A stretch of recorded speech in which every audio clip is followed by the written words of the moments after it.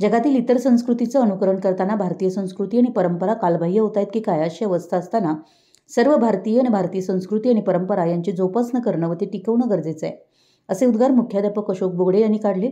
ते कागल तालुका कला क्रीडा शैक्षणिक व सांस्कृतिक मंडळ संचलित दूधगंगा विद्यालय धरणग्रस्त वसाहत कागल इथं रक्षाबंधन हा पवित्र सण मोठ्या उत्साहात आणि आनंदाने साजरा करण्यात आला.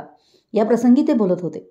या कार्यक्रमात शाळेतील सर्व विद्यार्थी, शिक्षक आणि कर्मचारी यांनी सहभाग घेतला होता. पुढे ते म्हणाले की विद्यार्थ्यांना भारतीय संस्कृती आणि परंपरेबद्दल माहिती देणं आणि भाऊ बहिणींच्या पवित्र नात्याचं महत्त्व समजावून सांगणं हा प्रमुख उद्देश या सणाचा आहे. तसेच आपल्या भाषणात रक्षाबंधनाचा ऐतिहासिक आणि सामाजिक दृष्टिकोन स्पष्ट केला. त्यांनी सांगितलं की हा सण केवळ भाऊ बहिणीच्या प्रेमाचं प्रतीक नाही, तर तो प्रत्येक व्यक्तीला समाजातील प्रत्येक स्त्रीचा सन्मान करण्याचं आणि तिचं रक्षण करण्याचं वचन देतो.